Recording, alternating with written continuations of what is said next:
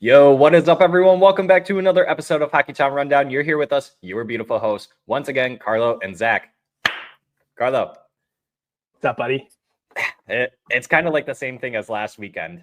It's a good Sunday. It's nice outside. Super Weather's sunny. great. It's going to be like 50-something degrees today. This whole entire week's going to be nice. 5-game losing streak, though. Not very happy overall. And then, obviously, the trade deadline could be better. How are you doing so far, though, buddy? You just brought us up here, and then boom, nosedive. Sorry, everyone. No, doing good. Weather's unreal. Finally get to wash all the salt off my vehicle, which is going to be fantastic. Can't wait to do that. Good Sunday overall. Great weekend weather-wise, like I said. But to go and jump off the cliff now, we'll talk about this 5-game losing streak and and we'll break down the trade deadline and maybe some of what Yzerman's thinking and why we're in the positions we're in today.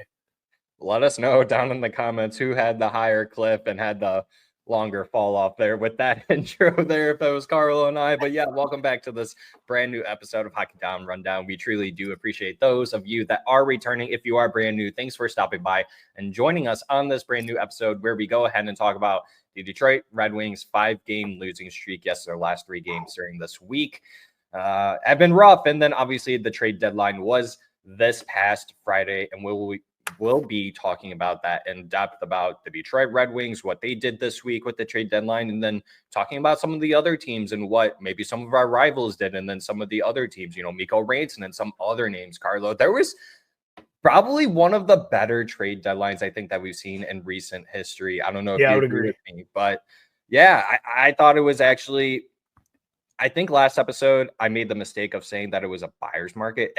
And I meant to say seller's market. Boy, was it ever a seller's market. Yeah. Carlo. Oh, yeah. I mean, I said it to you too. I mean, if Gustav Nyquist could have gotten a second, which he did, that should have been a tall telling sign right there that it's obviously a seller's market. And yeah, before we actually go in depth on this episode, let's stop and take a second, Carlo, and say, if you haven't already, why don't you go ahead and hit that subscribe button, hit the thumbs up. If you are watching this on YouTube, if you're watching on Spotify, go ahead and hit that follow button, rate us the 5 stars. Do the same thing over on Apple. Hit the 5 stars, hit that follow button. We got a winner to announce for a giveaway because we did announce, due to the trade deadline, that we will be giving away a Patrick Kane bobblehead and a Steve Yzerman mini stick. So congratulations to Legend of Tyler. Tyler, you are the winner of the giveaway. I hope you guys can see this. Oh yeah, you can. Okay, cool. What a haul. Holy smokes, Tyler's making out good today. Look at that haul. Yeah, they're all minty, Tyler, so they're good to go for you, bud. Hope you enjoy these.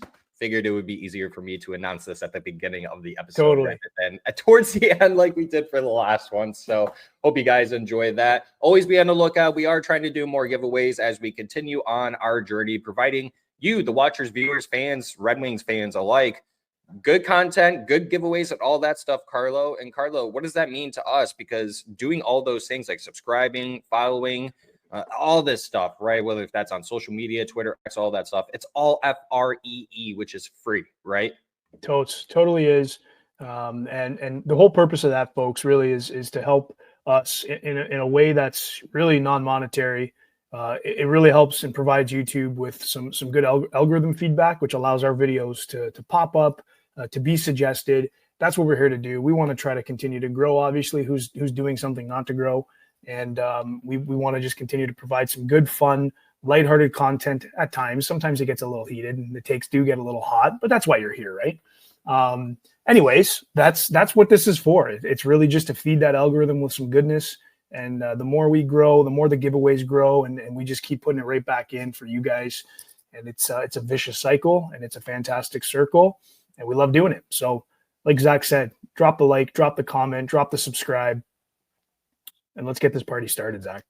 Let's get it going. And to start off the week, Carlo, nothing happened on Monday. Obviously, last Sunday, we talked about what happened. Previous to that, the Red Wings were on a 2-game losing streak after the Stadium Series versus the Columbus Blue Jackets. And then obviously, they played the game before that versus the same team.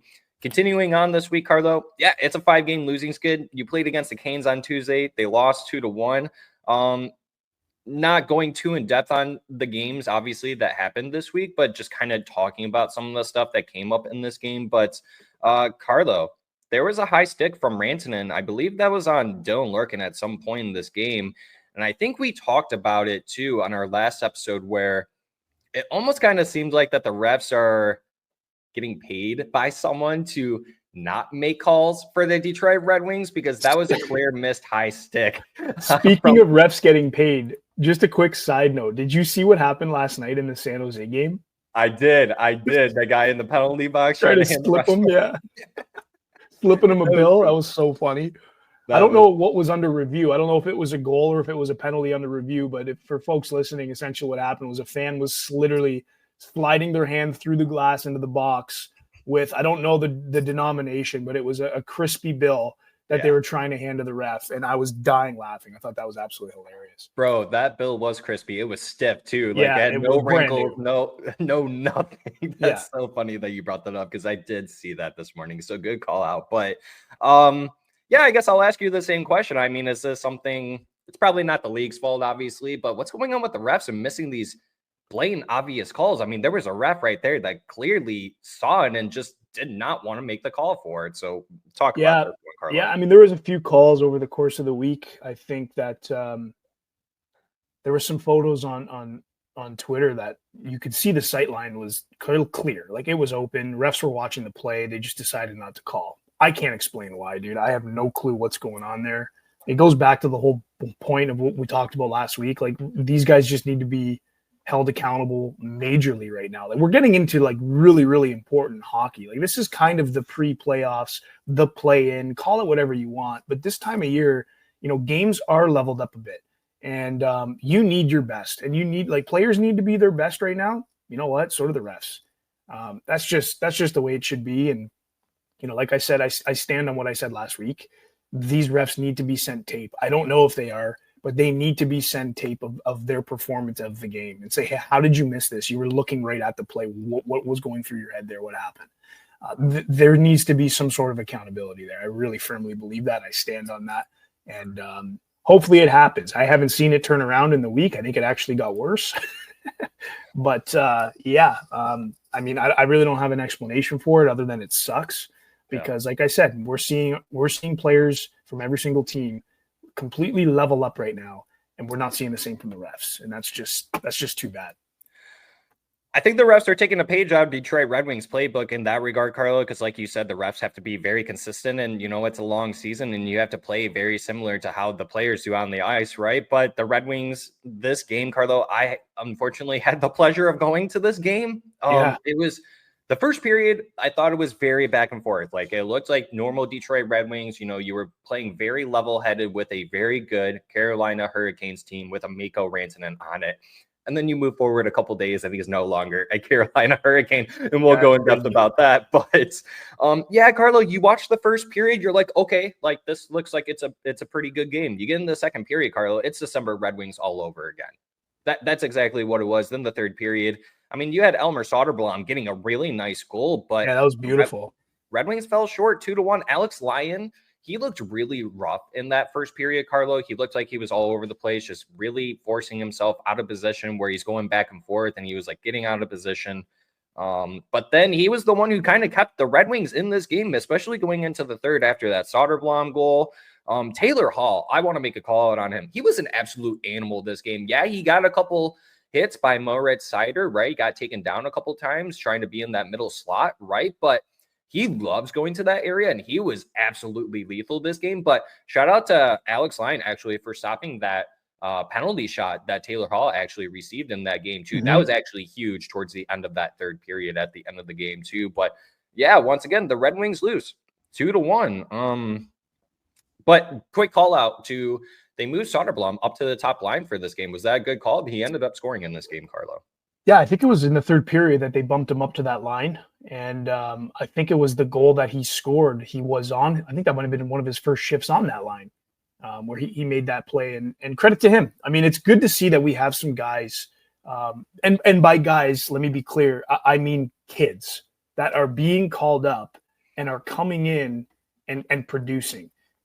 Mind you, producing at different, depending on the role they're playing, of course. But the fact that they're getting looks is something that's incredible and something that is really a breath of fresh air, because under this new coaching staff, they don't seem to have a problem giving kids looks.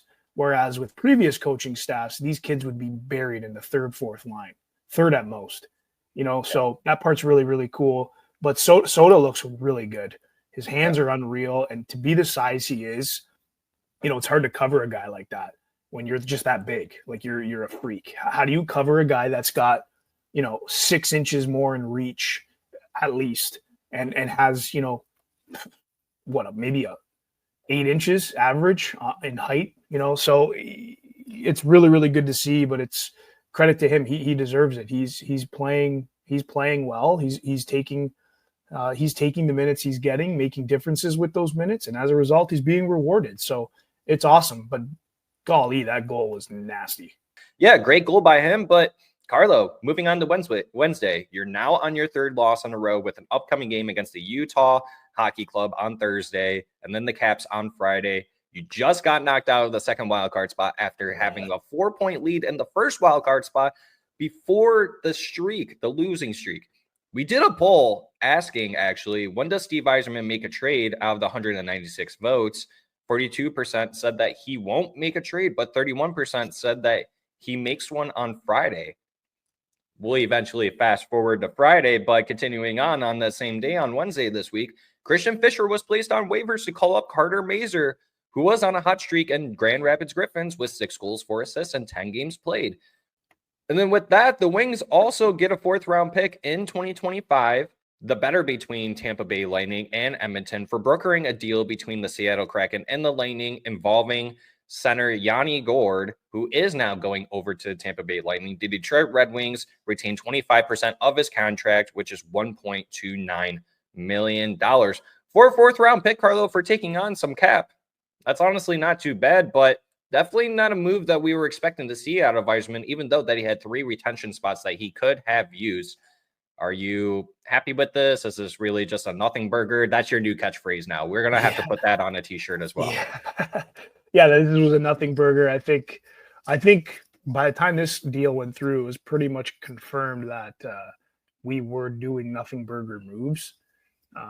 Another nail in the coffin, so to say, right? On top of that Gustav Nyquist trade that I mentioned too. I think this is another nail in the coffin, like you just said. Sorry for cutting you off. No, it's a valid point. I mean, that's just the reality of it. I mean, the thing is that maybe I'll save this for later, and it's just there's certain moves that we can make, and there's a lot of moves that we simply just can't make, just because it's going to jeopardize the future in the long term way too much.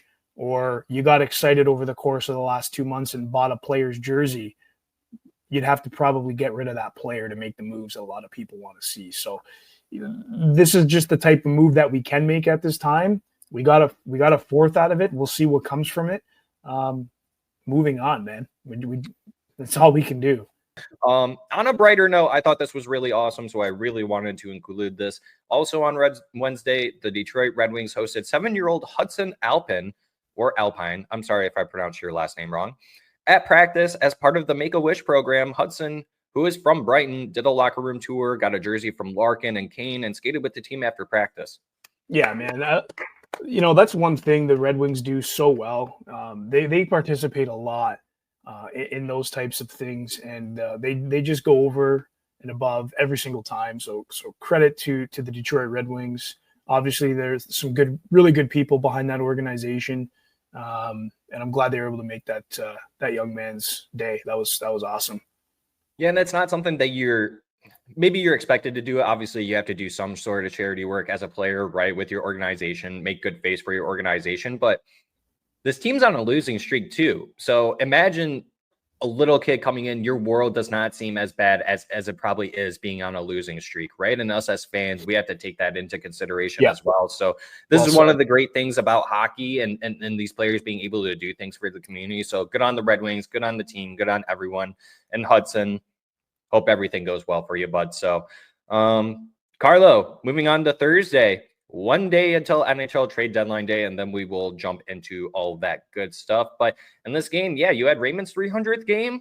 It's just another loss at this point. I mean, not to really go too in-depth about it, but it's another Detroit Red Wings loss, and it's super unfortunate. You lose 4-2 against the Utah Hockey Club, and I thought the Red Wings looked good in this game. I mean, you did have Dylan Guenther scoring a nasty goal within the first 2 minutes of this game, but the Red Wings bounced back really quick with Dylan Larkin and then Jonathan Berggren closing out the period 2-1. But then from there, all the way downhill from here. I mean, here's another no call. Logan Cooley's cross check on Simon Edvinsson in the back of the knee, Carlo. Mm-hmm. Yeah, that's happening every single game now. So what exactly? There was another rep right there that saw it too. Yeah, it's you just got to shake your head and kind of laugh. Otherwise, you're going to do something very crazy. That's the way I look at it. The problem's been identified with these refs right now. It's not up to us, nor is it in our control to fix it. So you just got to shake your head and laugh it off. It sucks. It absolutely sucks because it's very costly, and that's a dangerous play too. Sheesh. Goaltending. I mean, we didn't talk about it the last game, but in this game, I mean, Alex Lyon. 15 saves on the 19 shots against, 0.789 save percentage. I have a hard time putting these goals on Alex. Yeah, we didn't talk about it last game, but I would say, and I agree with you, because the defense overall last game too, the Tuesday game, was absolutely horrible. I thought Simon Edvinsson and Albert Johansson actually played one of the worst games together as a pair, but is that where you're going towards this game as well as defense? Yeah, 100%, dude. And that's going to be the common theme to this 5-game losing streak. It's the lack of power play goals. It's the penalty kill being a big problem. And it's just the fundamental defense 5-on-5. It's just not there. Carolina, we had 3 power plays. Nothing came of that. Against Utah, we had 3 power plays. Nothing came of that. Mind you, we did crush them in shot totals. Shot totals don't win games. Typically defense does, and our defense is just, I don't know what's going on there. On a coaching level, you had these guys pretty dialed in, and that's just Todd and Trent. They had them dialed in, playing a lot better. I don't know what's going on. I don't know what happened. I don't know if it's Todd mentioned the amount of games played and the lack of rest and the lack of practice and this and that, and I'm sure that has quite a bit to do with it, considering they're humans. They need to train, they need to rest, they need to practice for sure. But it's fundamentally, it's brutal. You think the fundamentals are going to be checked, right? Yeah, we got that. That's pretty straightforward, but it's yikes. There's just a lot of people left open, a lot of missed coverages, and it's resulting in us being on this skid, man. It's brutal. No, this skid is absolutely brutal, and someone can correct me if I'm wrong. I believe I did say this last episode. All the episodes kind of blend together, but Carlo, I mean, there's 6 players on this team, I believe currently. It might be 5 still, but it's 5 or 6 players that were on Grand Rapids Griffins last year that are now on this roster this year.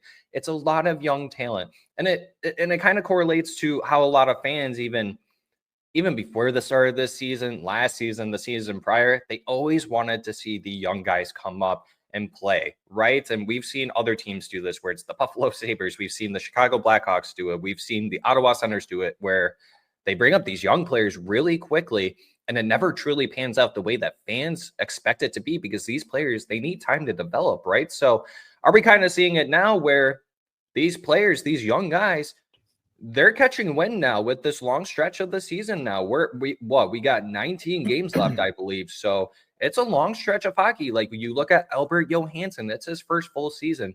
A lot of these players, it truly is their first season. Marco Kasper, Elmer Soderblom, all these guys. So are you kind of with me on that they're just hitting wind at this point, going this deep into the season now? We're seeing the results of that. Yeah, I mean, that's very possible, dude. I mean, the thing is that there's some veterans on this team that should be very accustomed to the length of the season, who should be, taking on a little bit more to give the kids, a breather so they can catch back up. Well, wait, hold on. Before you continue on, I'm going to say another famous quote by you. This team only has 1.5 defensemen on it, Carlo. Well, dude, I mean, you look at the coverages, it's Moritz Seider. He's your 1. And then I feel like Albert and Simon are your half. Sherratt's made so many errors over the course of the last few games. He doesn't defend. It's so frustrating. Yeah, And then a lot of glide skating, dude. I don't see a lot of, effort into it. Sorry for cutting you off once again. I'm kind of just jumping in here, no, but I feel free, agree with dude. you 100%. It's the reality. Hall, Gustafson should not be playing in the NHL. Ben Sherratt is a 5'6" guy on a very good team, and he's on the number one pair with Moritz. Yikes. We have big holes. We're going to get to why we have big holes later. But and then that's where the frustration starts to breed, right? Is oh, well, why isn't Steve doing this? Why isn't he filling this? Why isn't it's like, okay, let's peel that onion back, because that's a loaded one.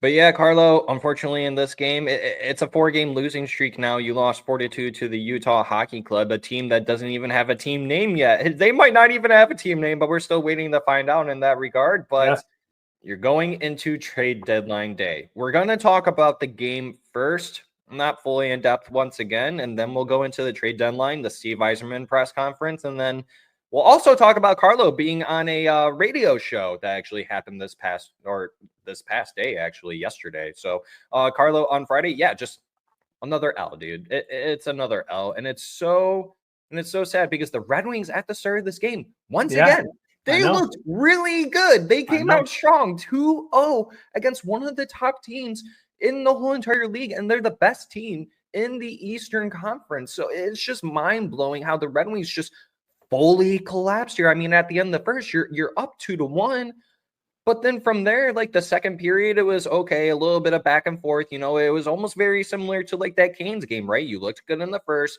then the second comes along, it's like, okay, like you're losing your mumbo jumbo a little bit. Then the third comes and it's just rapid fire, just bombing, dude. It's just bombing, and it's just like so surprising that the Red Wings just.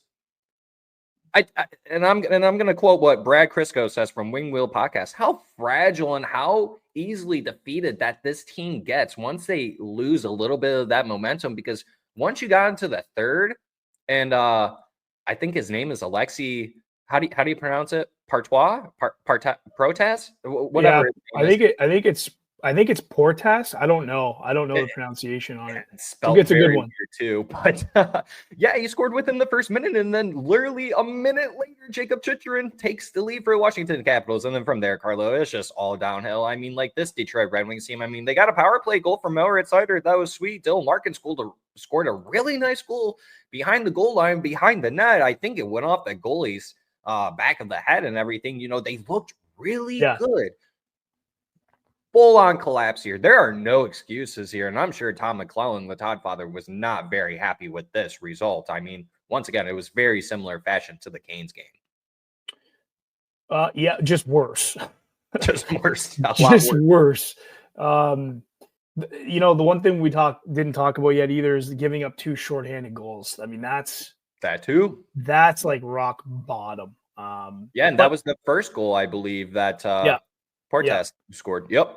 Correct. Larkin fumbled the play. Larkin fumbled the play, and Seider got beat. But I think what really angered me is the second shorthanded goal. I don't know if you caught this, but of course it was Gustafson on the ice. Not sure what he was doing when that puck wrapped around the boards, but somehow he got beat by a guy that was way further away from the boards. He tapped it out and feeds Tom Wilson. Now here's what stood out to me the most. The puck crossed the line before one of the Detroit Red Wing players crossed the blue line. That really stood out to me, and that's something that I'm sure stood out to many. That needs to be addressed. I said it online, and I'll say it again. Gustafson cannot be our PP2 quarterback. Yeah. There has to be somebody else. There has to be somebody else that we can start giving looks to in practice, and at this point, even in games. That was the most brutal thing I've ever seen. The guy has no clue what's going on behind him. Like it's just crazy to me. That was the ugliest thing I've seen in a very long time, Zach. But the one good thing, honestly, there's 2. I mean, you mentioned one. The start was unreal. The start was hot, and then they just I don't know what happened in the second period. I don't know if Washington shifted their game to like bruise the team up, kind of how they do in football. It's like you're going to run the ball to bruise that defense up so that when you do want to pass it, they're dead tired and they can't catch the guy. I don't know if they ran some sort of play, but more in the hockey world in that sense, if you catch what I'm putting down here. But I didn't really catch much of the second period either, so you're gonna have to tap in here. But I mean, yeah, it seems like they may have just bruised him up, tired him out, and then the third period came, and it was just rapid fire. It was just literally nonstop rapid fire. Yeah, talking about the second period, I mean, it was like I said for the Canes game, it was very much just a lot of nothing burger. It was just a lot of like neutral zone play. I mean, you're going back and forth, but nothing ever transpired. I mean, you look at the Washington Capitals in that period, they had 9 shots and the Red Wings had 4. I mean, yeah, it was just one of those situations where the Washington Capitals, being down 2-1 after 2 periods, their head coach went in there, and this is, once again, this is a top team in the Eastern Conference and in the league. They're going to bounce back very easily from this. You're only down 1 goal, and they did it. They were able to come back and score 4 goals on us to be able to secure the win. I mean, that just goes to show you, you talked about it earlier, Carlo, the differences between a top team in the league now versus where the Detroit Red Wings are. We're nowhere near what these other teams are. Can we come back and make wins like this?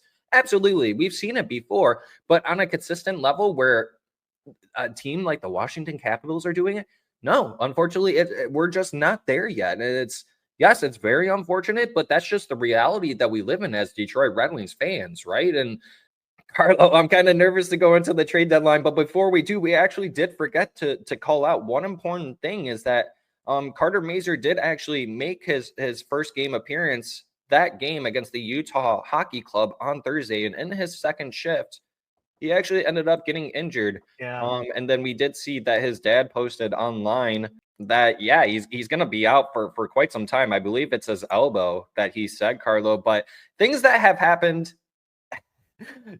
So we made a tweet. Things that have happened in less than 48 hours as Wings fans. And this was Thursday night during the game.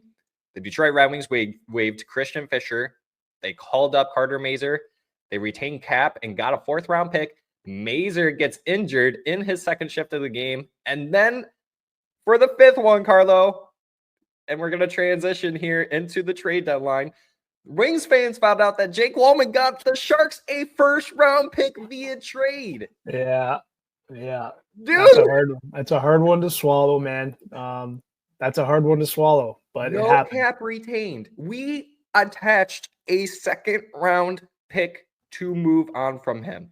We waited a long time to go back in depth about this because it was a very big head-scratching decision by Steve Yzerman. A lot of fans, I mean, I'm in group chats. Some people, I mean, before this trade even happened, were saying, I think there's more behind the Walman trade than we realize. And I know some people were saying other things, you know, and I don't want to bring to light about them. You can think whatever you want, but I don't think it's as mysterious and manipulative as we want to think it was. I think this was just an overall mess up by Steve Yzerman, Carlo. I truly think it was just one of those things where he didn't do his due diligence.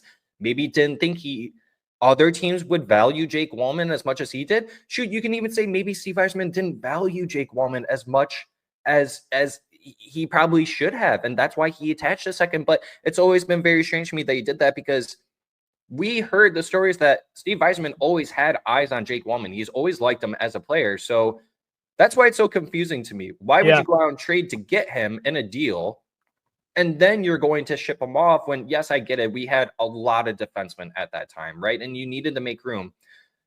But as the timeline continued, okay, you traded Jake Walman because you needed to make room for Albert Johansson. Okay. 10 games later, or however long it was, you then traded Olli Maatta because you felt bad that Albert Johansson wasn't getting enough playing time. Why didn't you just trade Olli Maatta in the first place? So here's I'll stop. Go ahead, buddy. Quick question. Sure. What if we didn't trade Walman or Maatta? Are we better defensively today? I personally think so. I would probably agree with you. I know that the shooting hand plays a factor in this, but like I don't care what hand they shoot. I would take Walman and Maatta over Hall and Gustafsson every day of the week. Let me ask you a question.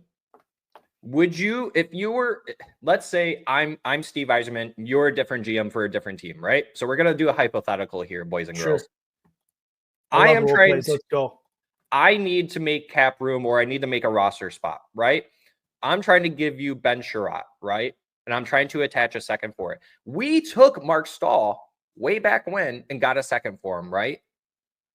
Who would, and let's say that they're both, bring Mark Stahl now, and let's say he didn't get any older or anything. Who would you rather have, Ben Sherratt or Mark Stahl with a second attached? Mark Stahl. Wow. Okay. Honestly, that's not the response I was hearing. I probably would have rather taken Ben Sherratt, to be honest with you. But do you kind of see where I'm going with on that, where it's just very confusing, where you probably could have made a move for Ben Sherratt. You probably could have made a move for Justin Hall. Just include a second, but you chose Jake Walman out of all the players, right? And that's where it's very confusing for a lot of people.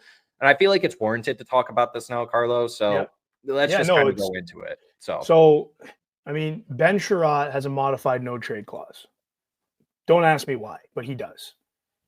The reason why Mata was traded at that time is he was the only tradable player with no strings attached. There was no modifications or modified trade clauses.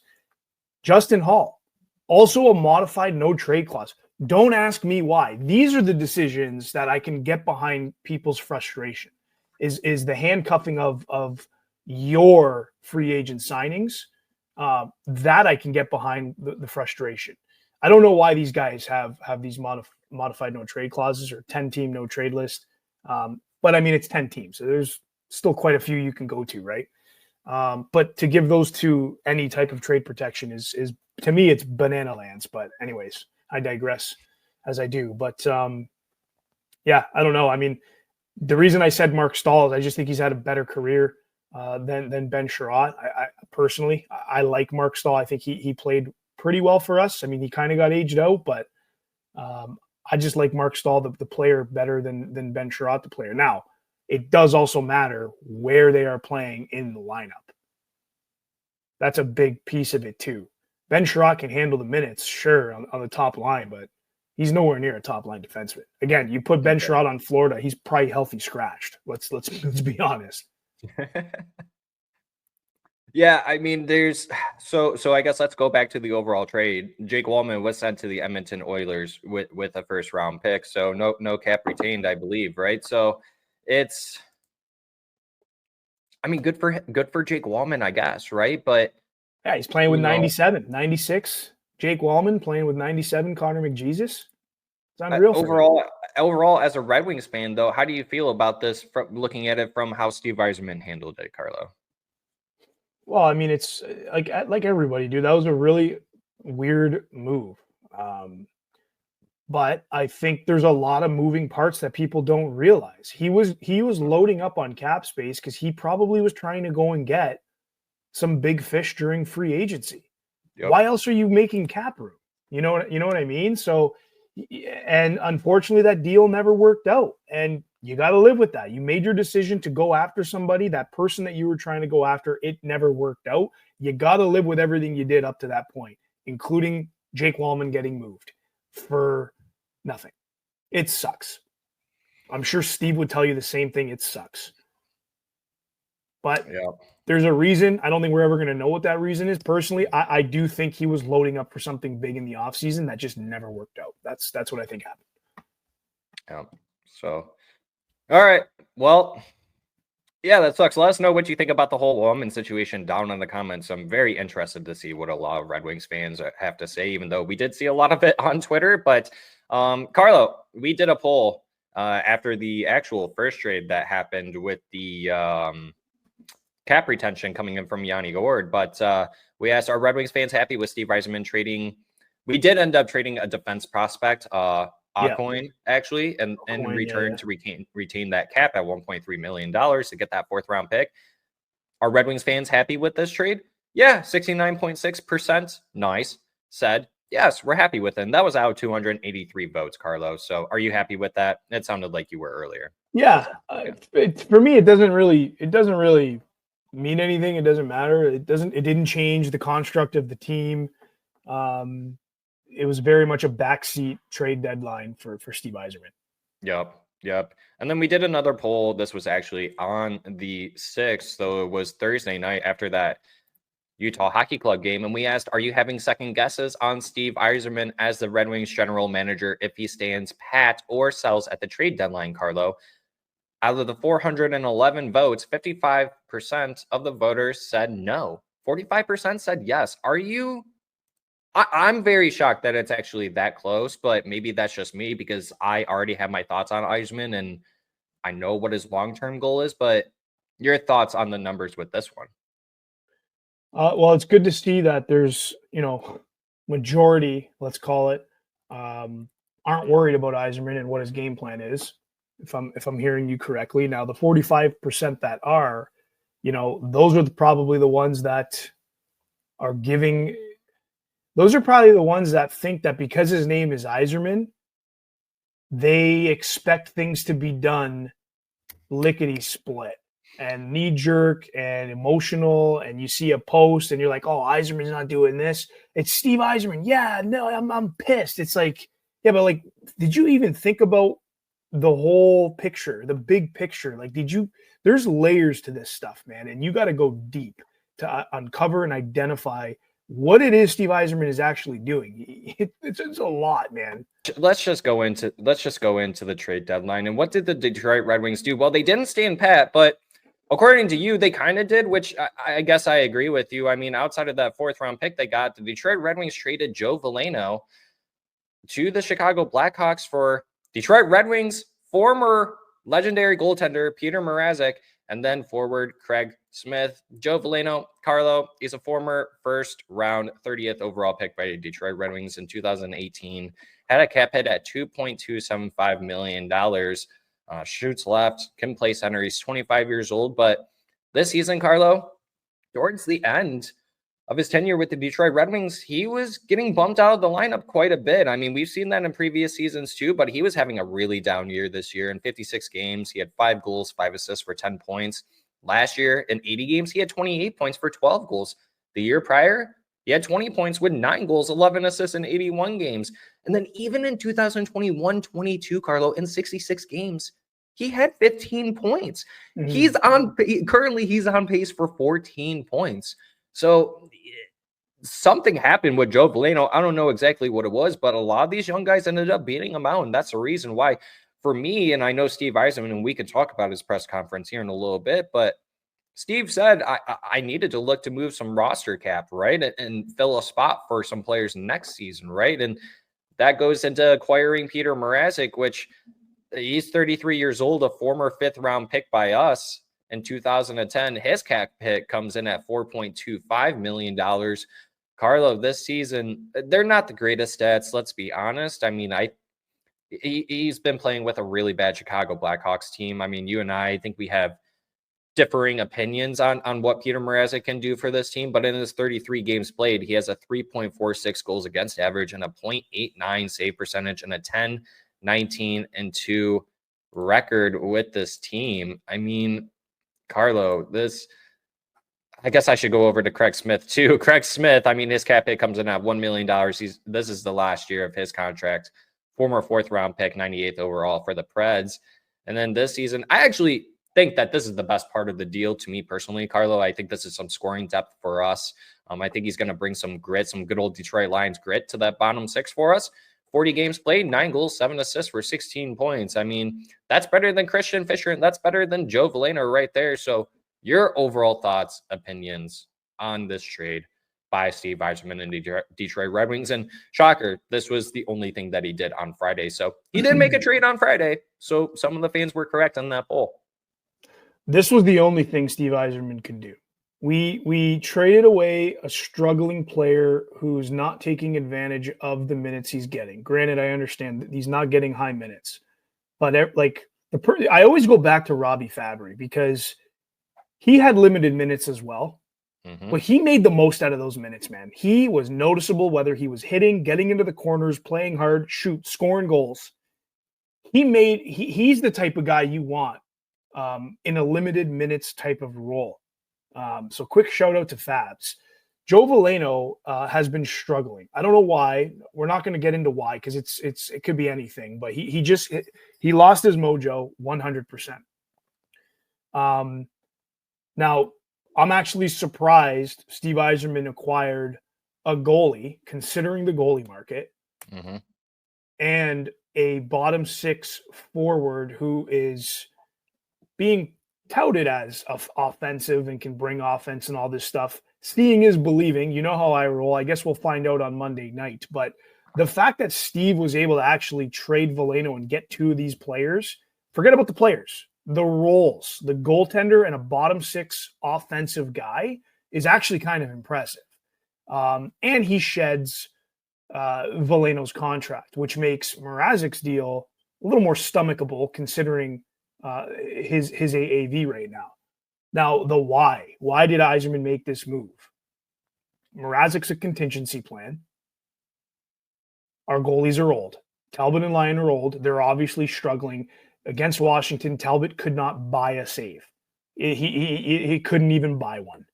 So now Yzerman goes back to this 3 goalie philosophy that he started getting behind a year or 2 ago. And I think he's doing that because he knows the goalies are old. They're naturally they're going to have a little bit of a higher risk when it comes to injury. We need to cover ourselves there. So I understand that piece. Mm-hmm. Petr Mrazek, again, who else are you going to get? You have Joe Veleno. You're not getting anybody. I'm surprised he got Mrazek and Smith for Joe Veleno. I was quite surprised by that too, to be honest with you. But there's more because and the reason I say I'm surprised by this, and the reason I said when I started going on this spiel is that that's the only move we could make. I need to take us back to that 2018 draft, Zach, because it was atrocious. I don't think there's one player still in the organization that we drafted. You'd have to keep me honest on that one, but I'm looking through this list. Dude, it is ugly. We obviously know the obvious, Philip Zadina, complete misfire, right? And then guess where Joe Veleno was taken? Also in the first round, albeit it was the 30th overall pick. Joe Veleno was a first-round pick. Didn't pan out.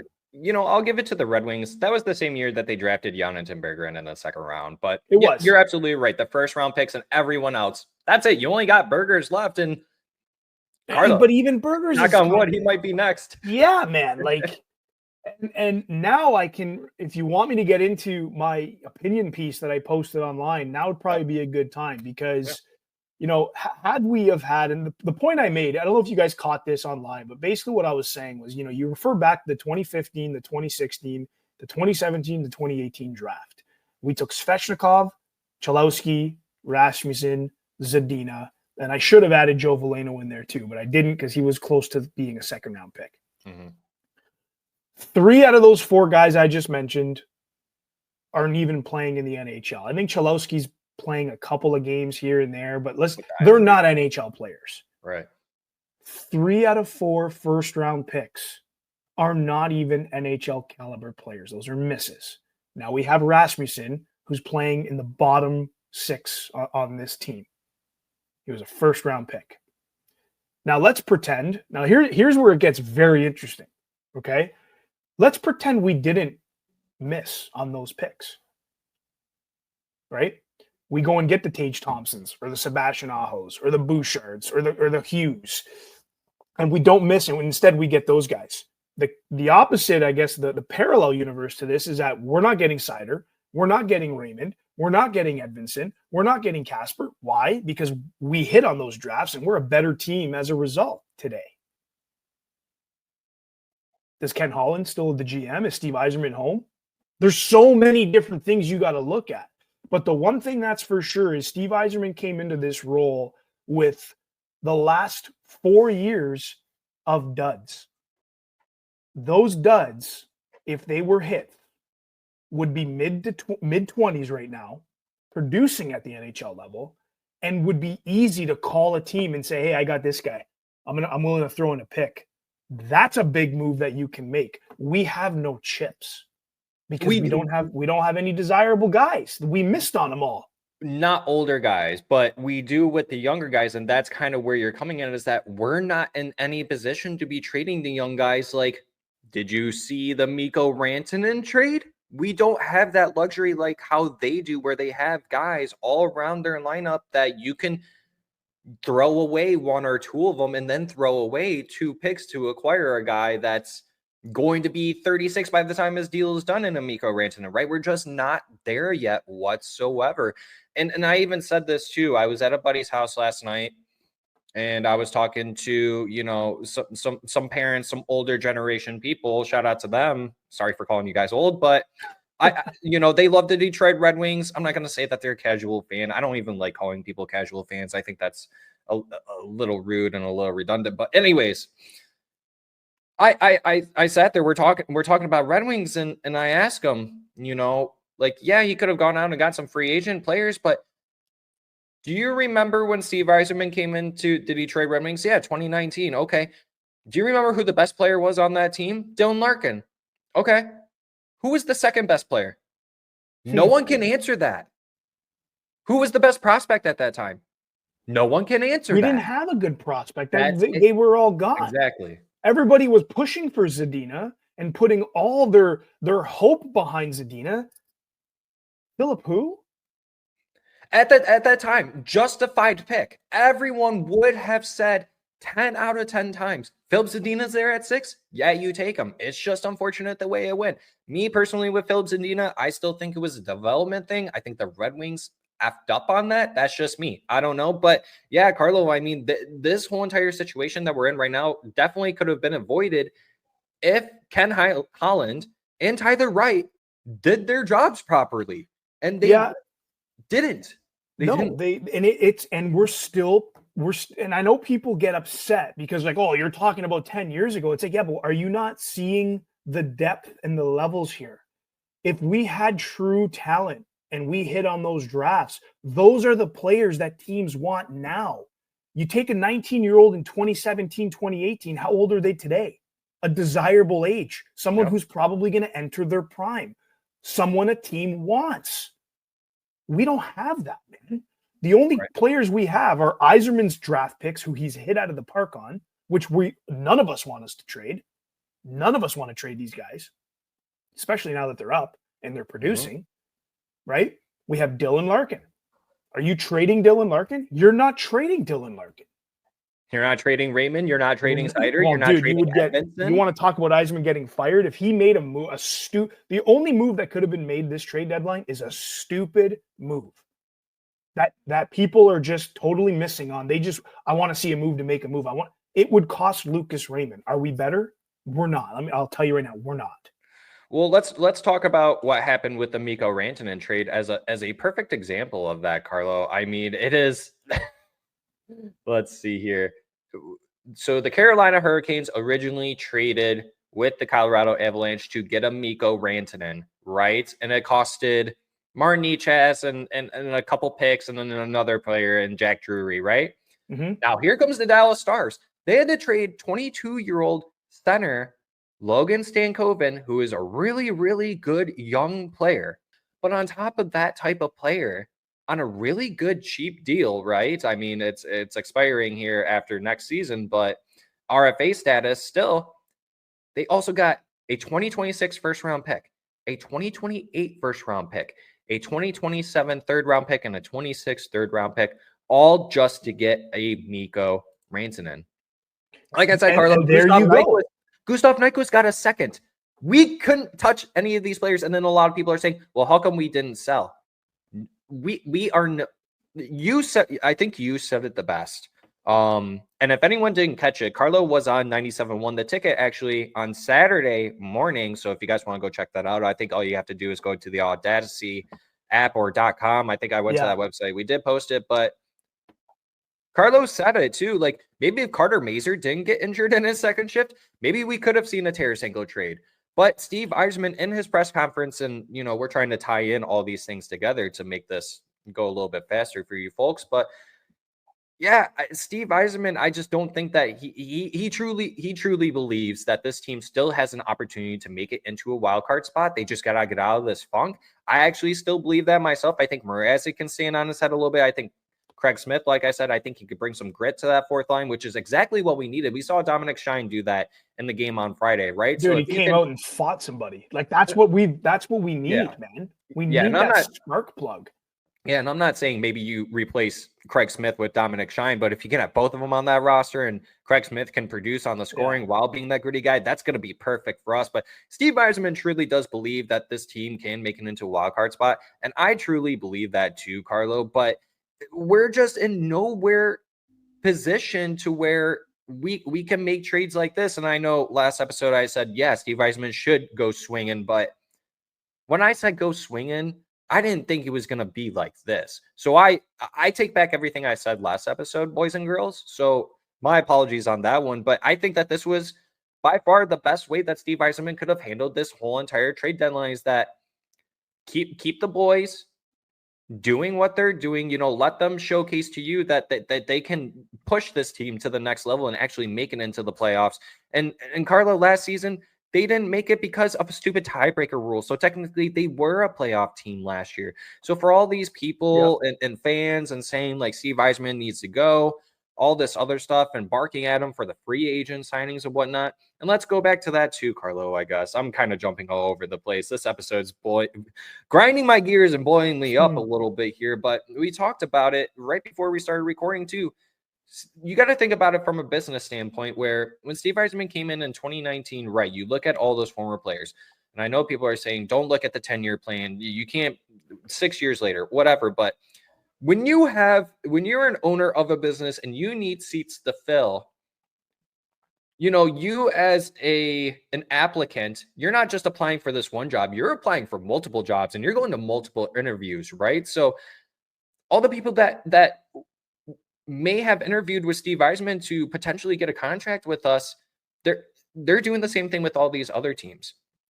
And the best team that I can compare us to, Carlo, is that, I made mention of this too. The New York Rangers, they were kind of like in a weird rebuild, right? But they were able to get really good free agents. But that's New York compared to Detroit. Mm-hmm. Big difference. A lot of players are probably going to want to go to New York more than when they want to come to Detroit, right? And so going back to that, like I said, you have spots to fill. You have to fill them. And then you look at teams like the Buffalo Sabres, the Ottawa Senators, and all these other teams that just bring up their young players too quickly. None of them are making the playoffs either. Yeah, that's what makes Detroit really hard to compare. That because we're doing things really only a way that we're doing things. I don't think anyone first of all, nobody else has been dealt the hand Detroit has. I brought up the draft, like the lottery luck. What lottery luck? We have not had it, right? Every other team has. Every other team has been hitting on their picks. The Dallas Stars. Somebody brought up the Dallas Stars. Like, have you seen their prospects? Oh, Jim Neal, bro. He's been killing it. He's been absolutely killing it. They're way further far. Actually, the proof's in the pudding. They just gave up Logan Stankoven because there's another 3 Logan Stankovens in their prospect pool. We don't have the other 3 Lucas Raymonds in our prospect pool that we can go and barter and trade. We just don't have that. Not yet. We don't have them yet. Not and that's yet. the whole point that we're saying, right? Is that you still have to continuously be patient. But we will have them. Steve Yzerman's now manning the draft. Of course, we're going to have them. But that's why this is taking longer, right? Mm-hmm. That's why this is taking longer to see those deals get made. I said in my original post, I said, I don't think you're going to see, those splashy type of deals for another 2 to 3 years. And I think that's on par with the next 2 to 3 drafts, considering how this team's playing, where they may finish. I think in 2 to 3 years, we're going to start to see deals like that. But I want to address 2 more things. Free agency. Listen, Steve Yzerman has not done well in free agency. We can all agree on that. Mm-hmm. But you got to remember, in 2019, we were in last place by 20 points? A good chunk, bro. I think it was 19 or 20 points. At that point. We did not get the first overall pick. No. Steve Yzerman never had that luxury. Now, he did make a pick that was pretty damn good. That's been working out for us. So we'll take it. But this team was a basement team with a terrible roster with a non-experienced coach in Jeff Blashill. You tell me who wants to come and play for that team. You better make that offer too good to be true. And that's unfortunately what Steve had to do, whether you like it or not. Yep. Let me ask you this. You play hockey. Let's say you play hockey with the boys, right? Beer league, call it what you want. And a team calls you up because you're serviceable, you're pretty good. And they're like, bro, we just lost 20 games in a row. A couple of our guys are done. They can't do it anymore. We really need you to come play for us, man. Can you come? Yeah, no, I'm not coming. Yeah. I'm going to chill at home on Sunday morning. I'm going to chill out, have a coffee, and I'm not going to come and play for a team that has clearly no idea what they're doing.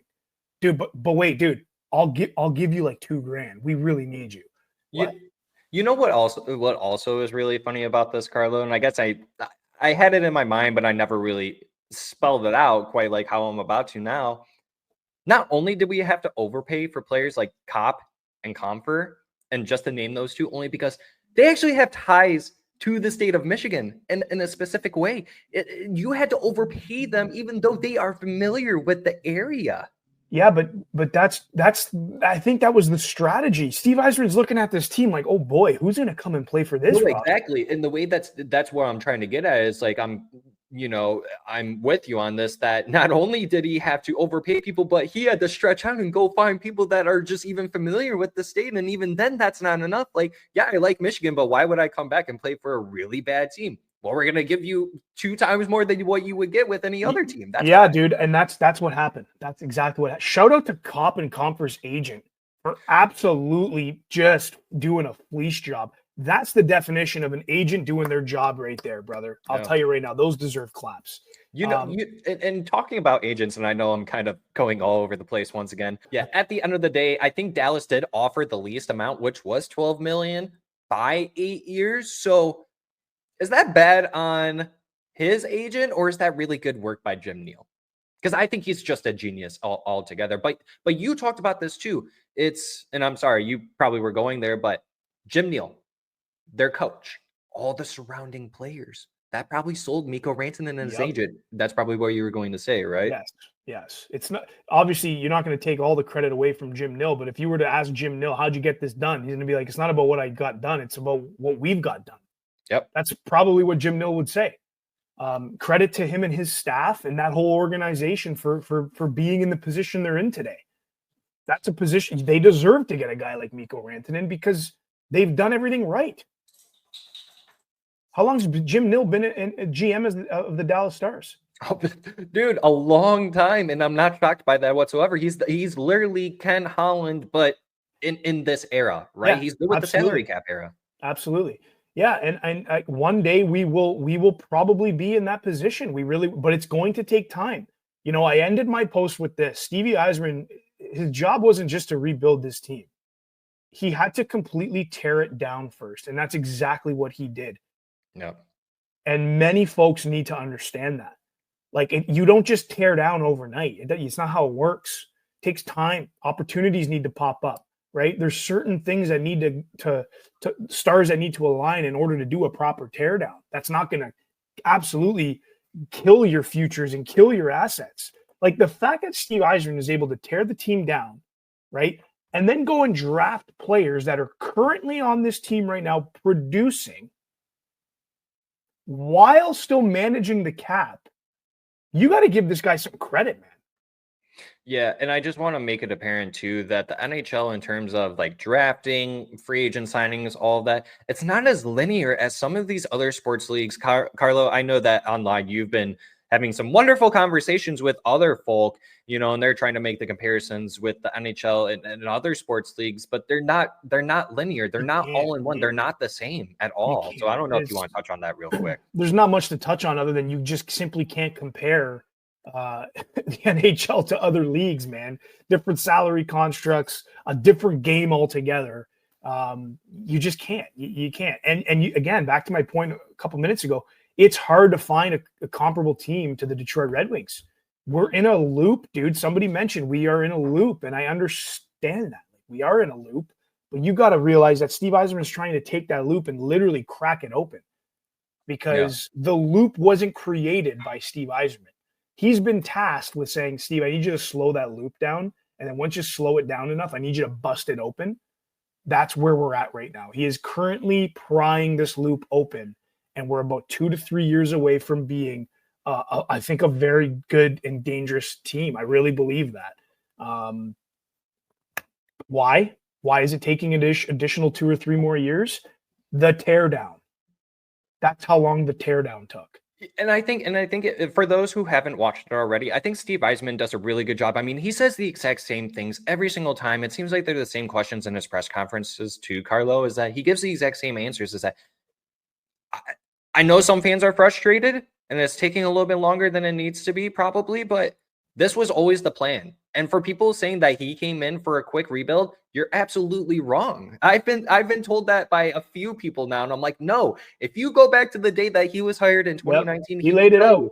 It's going to take time. It's going to be through the draft. We're not going to do this for a quick thing, because if you do this for the long run, you're going to have another 25-year playoff run or somewhere close to it, right? But see, and I'm glad you brought that up, dude, because that's the difference between being what Steve Yzerman's doing is the difference between being a team that is, we're in the first round, we're in the first round, we're in the first round, and guess what?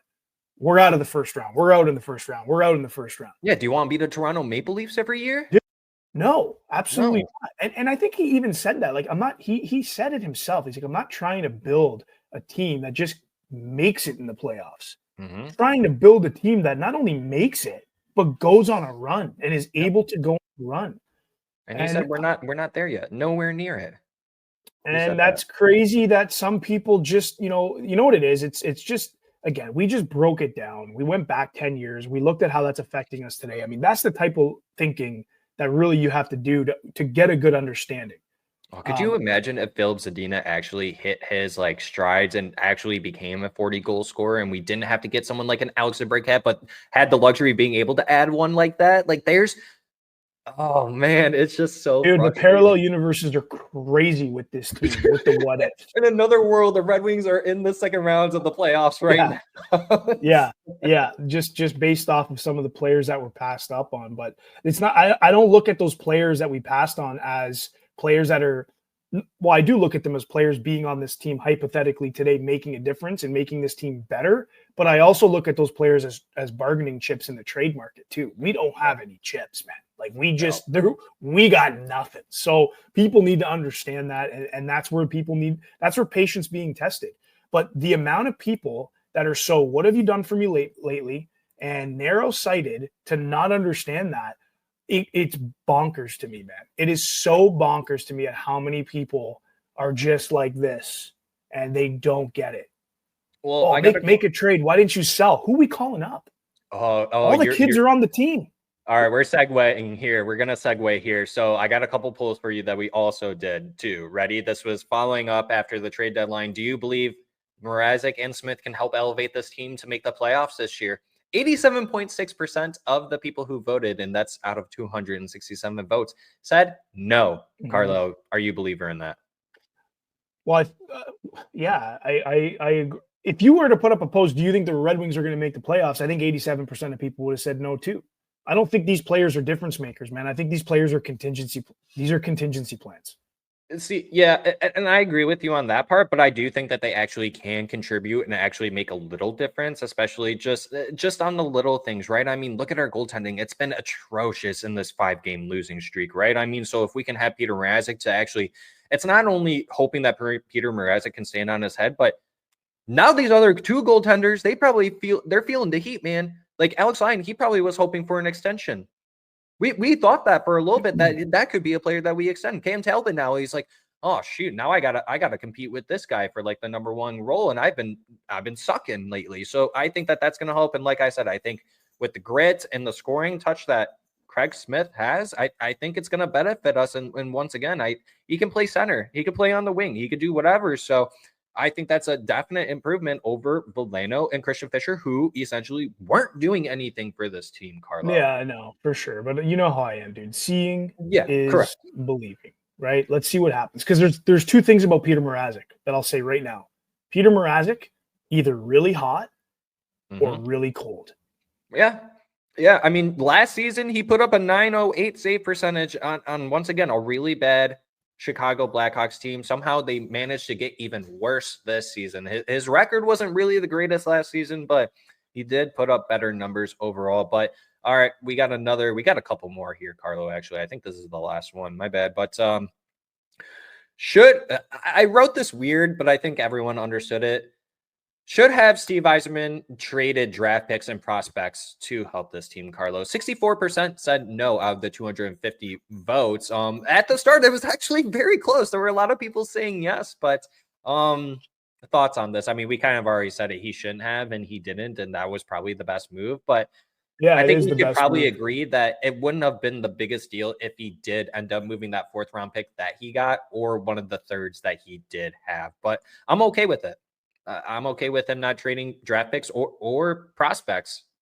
Yeah, so yeah, I'm totally glad that 64% of 250 said what did they say? That they're glad that he didn't move him?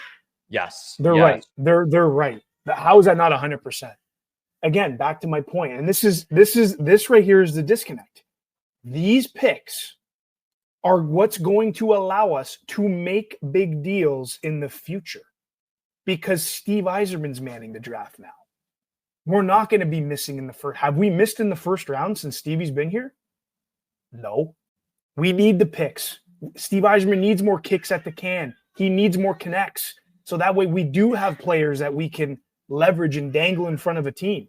Yeah, and you know what, Carlo? I think this is a good segue as well, too. I mean, just looking at some of the other trades in the league, I mean, look at this one. The Toronto Maple Leafs acquire Brandon Carlo from the Boston Bruins for Fraser Minton, a 2026 first-round pick, and a 2025 fourth-round pick. So, I mean, we don't have a Brandon Carlo, and we don't have the luxury of even trading away a first-round draft pick. Quite like, look at the Toronto Maple Leafs: Austin Matthews, Mitch Marner, Nylander, Tavares, all these players. So their group, and they're getting ready to go. And then here's another one, Carlo. We can touch on depth more about this one, I guess.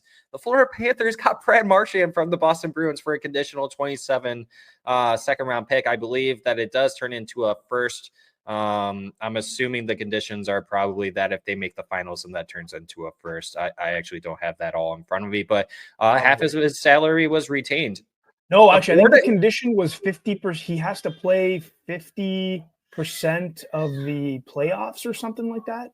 The games. Yeah, once again, I don't have it in front of me, but whatever it is, yeah, either way, I mean, it's a conditional second, right? I think that is low, but there supposedly was weird things going on between the Boston Bruins front office and with Brad Marchand. Brad Marchand asked to actually speak with them, and they were far apart on their next deal, so that was the reason for the trade. But Florida Kitty Cats, well, they can't keep doing this, bro. They can't. Well, they're loading up, man. They're loading up. I cannot wait to watch Florida in the playoffs, dude. I'm watching every game. Oh, I cannot wait. They're winning. I think that they're going to win it this year. I will be stunned if they are not a lock. I'm not going to say they're going to win it, but if they're not a lock for the finals, I will be stunned. And anything can happen in the finals. A lot of injuries could happen. A lot of things could pop up. It's hard to predict a winner. That's what our brackets are for, which we'll get to in a month. But dude, Florida, man, my God. For the people too asking, how come the Red Wings didn't offer a second-round pick for Brad Marchand? Because Brad Marchand said the only place I really want to go is to the Florida Panthers. He pushed himself out of Boston into Florida. He dictated that, and that's why Boston didn't really get much for him. And maybe that's why people are thinking, "Oh, wow, they only got that." It's like, well, it's either that or nothing, because he could just walk. But obviously, there was some tension there in the way that all went down too, because I believe Boston lowballed him. At least that's the report. He got lowballed by Boston, which probably pissed him off, and he wanted to go to Florida. And I don't blame him. I do not blame him for wanting to go to that absolute juggernaut of a team. Yeah, and then just some other light trades too. I mean, we're talking about teams that are in our division and conference too. I mean, the Ottawa Senators, they did a lot this trade deadline, Carlo. I'm actually quite surprised. I mean, they got Fabian Zetterlund from the San Jose Sharks. They really only had to give up a second-round draft pick this season and a couple of other players, like Zach Ostapchuk and then Noah Gregor. Then the Sens also got Tristan Robbins, a center. So some other picks or some other trades here too. Let's see. The Toronto Maple Leafs also acquired Scott Laughton, a 2025 fourth round pick, a 27 sixth round pick from the Flyers for a first round pick. And then they also gave up Nikita Grabenkin. So the Leafs also, they're going all in once again. I mean, it ties all into the Red Wings. You look at what all these other teams are doing. The Red Wings are in no position to be doing what these teams are doing, Carlo. No, they're. So I want to talk about the Leafs quickly. Yeah, because I just want to go back. I don't think they have a first round pick for the next 3 years. And did they pick in the first round last year? In 2023 and 2024, they did make their first round picks. So in 2023, it was for Easton Cowan. And then this past season in 2024, they drafted Ben Danford, which both players I think they actually want to keep because Easton Cowan has actually panned out to being a really good player prospect for them. So, okay, cool. So now the next 3 years in a row, they don't have a first round pick. Neither do the Tampa Bay Lightning. Right. And that's again back to the point. Like we need our first round pick still. We need to stock the cupboard because when Stevie got here, there was nothing in the cupboard. Zero. There was zero in the cupboard. And you look at these teams that are making these trades, they have the best players in the world right now. I mean, look at the Florida Panthers. They have Barkov, Matt Tkachuk. They have, I mean, you could throw in Ekblad if you really wanted to. Not saying he's one of the best players in the world, but they also have Seth Jones. He's got some brand power. Then you look at Dallas, they have Tyler Seguin. They got, Jason Robertson, some other names. And you look at the Toronto Maple Leafs, we all know who they have. Then you look at the Tampa Bay. We don't have those players yet. We have Lucas Raymond and we have Moritz Heider and we have Dylan Larkin, right? Underappreciated right now, but their times are coming, right, Carlo? We appreciate them as Red Wings fans, but we're getting there. Some other trades that happened. The Colorado Avalanche acquired Charlie Coyle and a 2026 fifth-round pick from the Boston Bruins for Casey Middlestat, William Zellers, and a 2025 second-round pick. The Boston Bruins, it's rebuild time, Carlo. Yeah, they're selling off, obviously, and they're about to go through the motions. I think the Avs are gonna make the Cup final. They got their. I think they're pushing Charlie Coyle. Prove me wrong. It's either gonna be 2 or 3 seed there. So I think they're doing a really good job at this trade deadline too. I think that they're gonna make a strong push. And once again, that's another team. Once again, we're just not on comparison with them. But they loaded up. Colorado loaded up. They did. Actually, I want to talk about the game last night. Sure. Colorado versus Toronto. I did not catch it. So I only caught the third, and it was a great game, entertaining game. Two absolute powerhouses going at it. But one of Toronto's newest members, Scott Lofton. So McKinnon scored an unreal nasty goal. As he always does. But you'd have to see it to really get what I'm saying. But Scott Lofton, like the puck was going to McKinnon, and Lofton was literally skating towards the blue line as if he was trying to go on a breakaway in his own D zone without possession. I was like, what is this guy doing right now? And then McKinnon did this crazy crossover, which I can't even do in my backyard with shoes on. And he just went and picked the corner. It was unreal. It was nasty. But yeah, I was like, what is Scott Lofton doing there? So yeah, Toronto making moves. I don't know, if they're adding players to fill certain holes. I'm not too sure about Toronto's holes. But I also know they really have done a poor job filling those holes. So, I mean, yeah, but again, to your point, this is just another team. I just wanted to drop that in there. But this is just another team that's in a bit of a better position than we are right now, making moves. But last night, I mean, I'm just calling it last night. Scott Lofton could work out to being a major difference maker come April and May. He just wasn't one last night. That's all I'm saying. Well, and then even talking about some other teams, I mean, the Tampa Bay Lightning, they made quite a few trades too, as well. I mean, they bolstered up their lineup too. But it's funny that you're calling out that game, so I'm going to call out this game that also happened yesterday between the Boston Bruins and the Tampa Bay Lightning. I think Boston ended up winning 3-0, but towards the end of the third period, it was very close to being the end of the game. The Boston Bruins went into the blue line, just took a shot. It was basically like a dump in play, right? You entered the blue line and you went to go dump it for a line change, right? The puck ended up hitting one of the Tampa Bay players' sticks. Vasilevsky was actually coming out of the net, and it redirected into the net, causing a 2-0 lead now.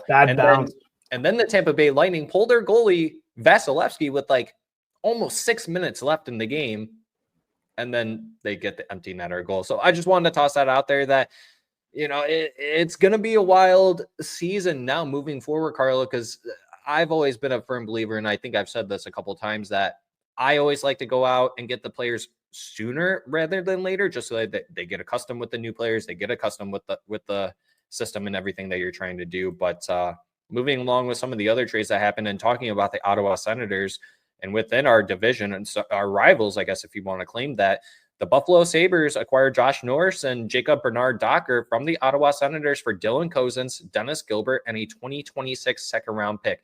Can you make sense how the Ottawa Senators were able to get the second-round pick? And I know that, like, especially with Josh Norris and his injury history, and maybe it's because of his cap hit too. I don't know. It's just very strange to me, Carlo. Can you actually make sense of this for me? Because I would have thought. Who got the second-round pick? Ottawa got it? Ottawa got it.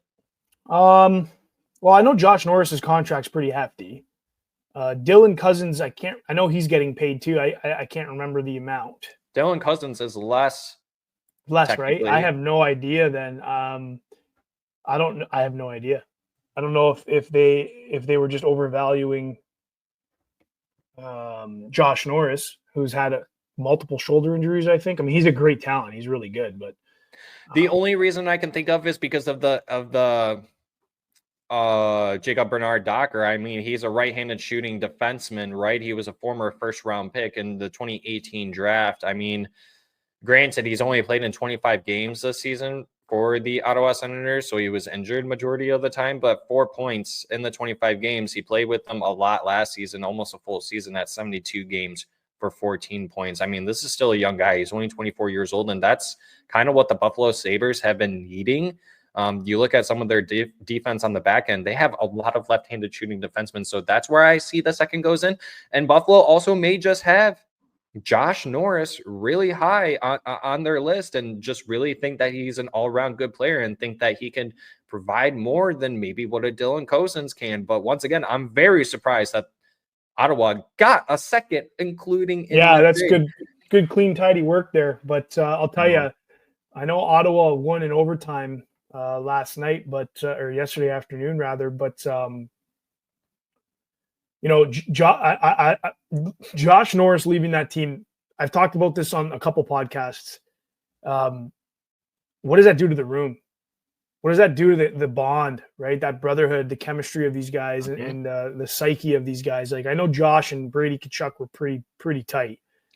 There's some pretty hilarious videos online of them singing the Killers at a karaoke or something. Yeah. Awesome content, but they're boys. And what does that do to Brady now, right? What does that do to the other guys in the room that Norris may have impacted? I mean, we'll find out. They won in overtime last night, so it could be a moot point. Could be nothing there, but you got to look at this stuff, man. You got to look at that stuff. Yep. So, and then just a couple more. I'm going to read off a couple of other bigger trades that happened.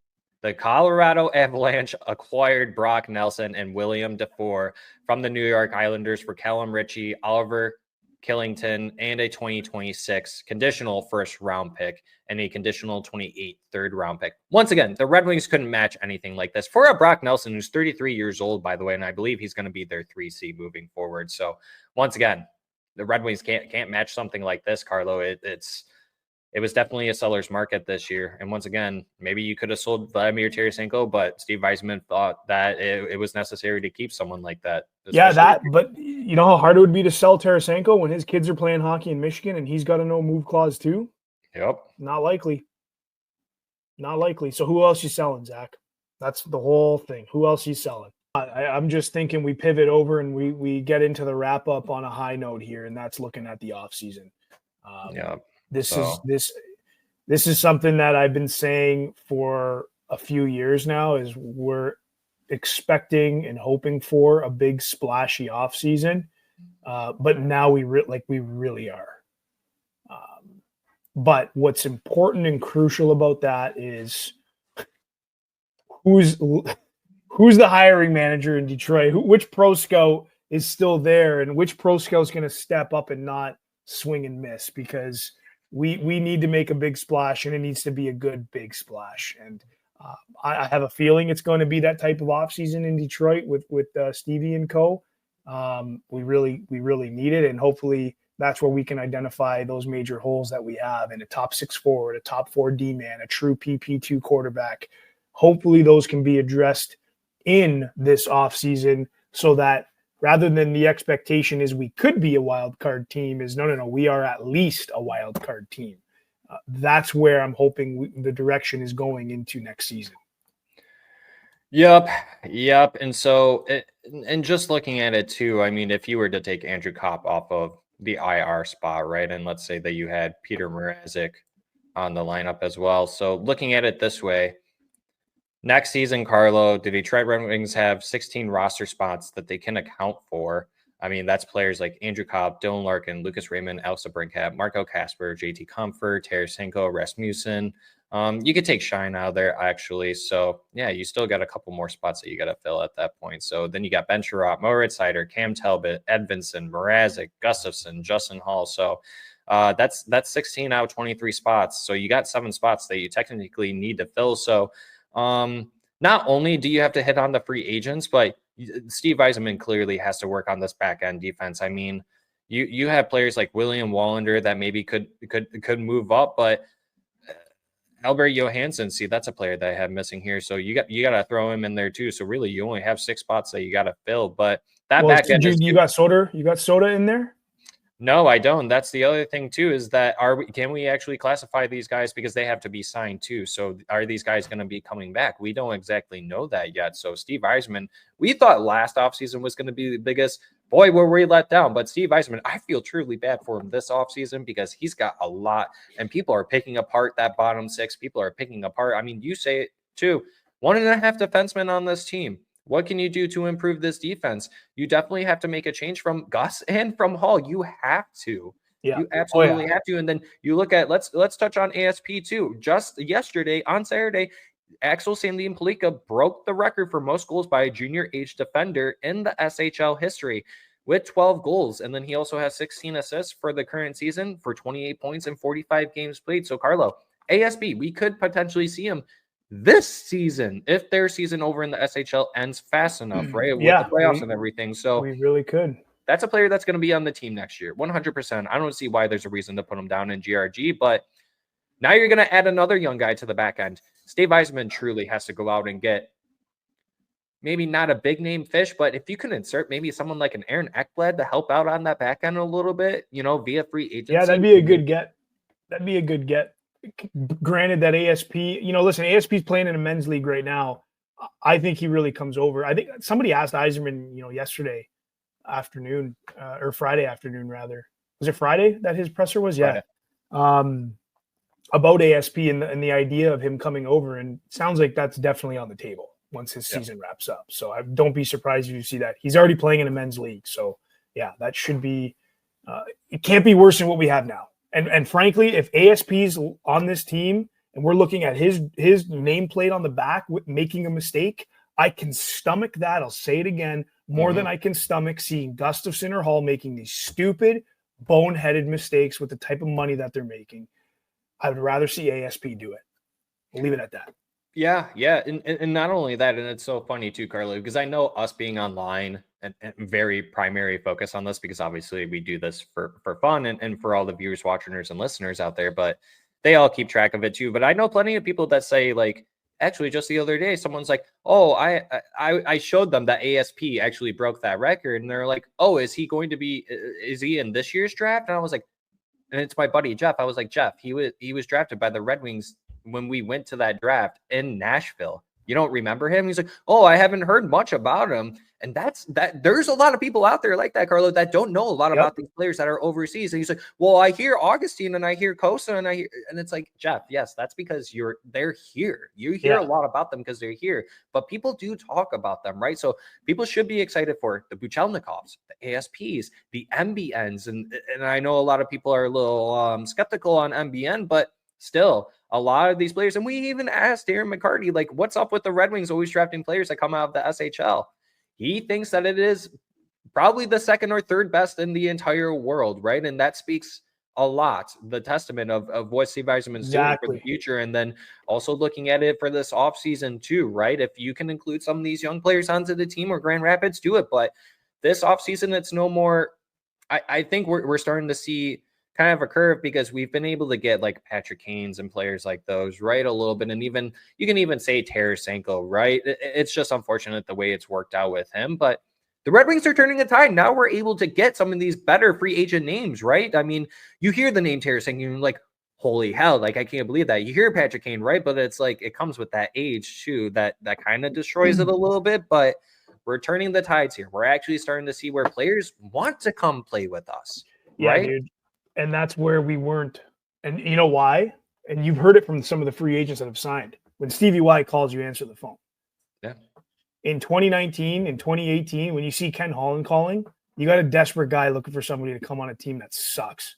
You're declining the call. But now, 6 years of Stevie Yzerman, this is where free agency is going to start to get fun. Yeah. Yeah, and it should be. There's still some really good names out in free agency. Like, we didn't see Mitch Marner get extended. Mikko Rantanen's off of there, but there's still some pretty good names out there, Carlo. Honestly, I mean, you can go get a Brad Marchand if you wanted to. Honestly, yeah, plug-in player. But I mean, if you can't get Patrick Kane back, I think that's a great veteran player to put on your team. Honestly, I would agree with you there. I would agree with you there. Yeah. Other than that, Carlo, I think this is a good point where we can actually wrap up and let's end it on a high note, right? And just to kind of start off with that on the final thoughts, yeah, I think,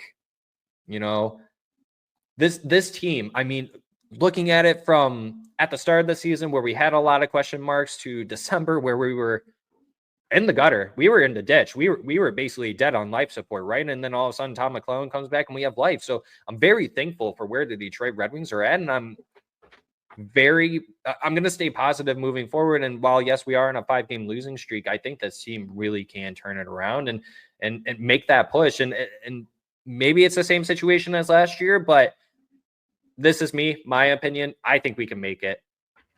Carlo, those are my final thoughts. I don't disagree with you, dude. We're still very much in the mix. We're 1 win away from being right back into the race. 2 points out of it, maybe 4 points at max. So 1 or 2 games. That's it. I think it's 2. I think we have 66 points. Columbus is still at 68 points. So I mean, we're a win away. The good thing about losing streaks is they come to an end. Hopefully they come to an end for us tomorrow, and we can get right back into the swing of things, and we can start to build off of that. As long as this team has a good practice today and addresses the power play, which needs help, the penalty kill, which needs a lot of help, and just fundamental clears from when you're playing D zone.